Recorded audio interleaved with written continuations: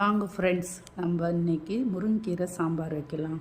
எண்ணெய் ஊற்றி கடுகு போட்டு 2 காஞ்ச மிளகா போட்டு வதக்கிட்டு 2 வெங்காயம் கட் பண்ணி வச்சதை அதையும் போட்டு நல்லா சுருள வதக்கணும் ஃப்ரெண்ட்ஸ்.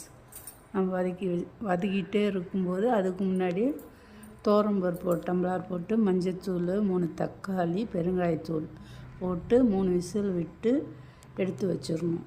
எடுத்து வச்சுட்டு அது தண்ணி வடிகட்டி நம்ம பருப்பை நல்லா கடைஞ்சி வச்சிடணும். கடைஞ்சி வச்சுட்டு அவங்கவுங்க தேவைக்கு ஏற்ற மாதிரி தண்ணி ஊற்றி வச்சுக்கணும். முருங்கீரை சாம்பார் எப்பயும் தண்ணியாக இருந்தாலும் நல்லாயிருக்கும் ஃப்ரெண்ட்ஸ். அதனால் தண்ணியாகவே வச்சுக்கலாம். நம்ம கடைஞ்சி பருப்பை இந்த வெங்காயம் நல்லா வதக்குறோம் இல்லையா, இந்த வெங்காயம் வதக்கும்போது நல்லா வதக்கிட்ட பிறகு நம்ம அந்த கடைஞ்சி வச்சுருக்கோம் அந்த பருப்பை நல்லா தண்ணி இல்லாத கடைஞ்சி வச்சிடணும்.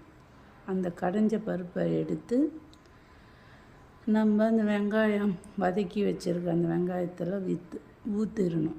ஊற்றிட்டு அந்த பருப்பை ஊற்றிட்டு அதில் நம்ம அவங்கவுங்க சுவைக்கு ஏற்ற மாதிரி உப்பு போட்டு கொஞ்சம் 2 ஸ்பூன் மிளகாய்த்தூள் போட்டுக்கணும்.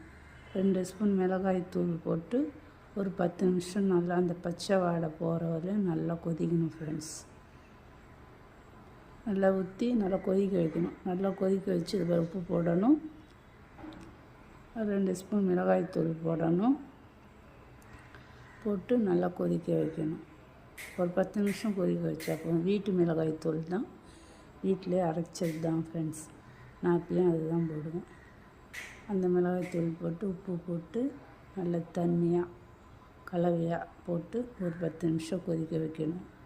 ஏற்கனவே ஒரு கட்டு முருங்கீரை எடுத்து சுத்தம் பண்ணி நல்லா ஆஞ்சி ஏற்கனவே கட் பண்ணி ஆஞ்சி வச்சுருக்கேன் முருங்கீரை. அந்த முருங்கீரை இந்த சாம்பார் நல்லா கொதித்த உடனே அந்த முருங்கீரையை அள்ளி இதில் வைக்கணும். அதில் வச்சு ஒரு 10 நிமிஷம் 2 பெரட்டுனா போதும் ஃப்ரெண்ட்ஸ். முருங்கீரை அந்த சாம்பாரில் சும்மா 2 கிண்டு கிண்டி அப்படியே ஆஃப் பண்ணிடணும். ஒவ்வொருத்தவங்க இதில் புளி ஊற்றுவாங்க.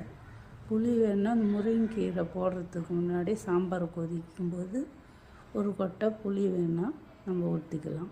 ஆனால் நான் ஊற்ற மாட்டேன். புளி வேணால் ஊற்றிக்கலாம் ஃப்ரெண்ட்ஸ். புளி ஊற்றி அதுக்கப்புறம் முருங்கீரை போட்டு ஒரு 2 நிமிஷம் முருங்கீரை போட்டு ரொம்ப நேரம் கொதிக்கக்கூடாது. அவ்வளோதான் ஃப்ரெண்ட்ஸ், சாம்பார்.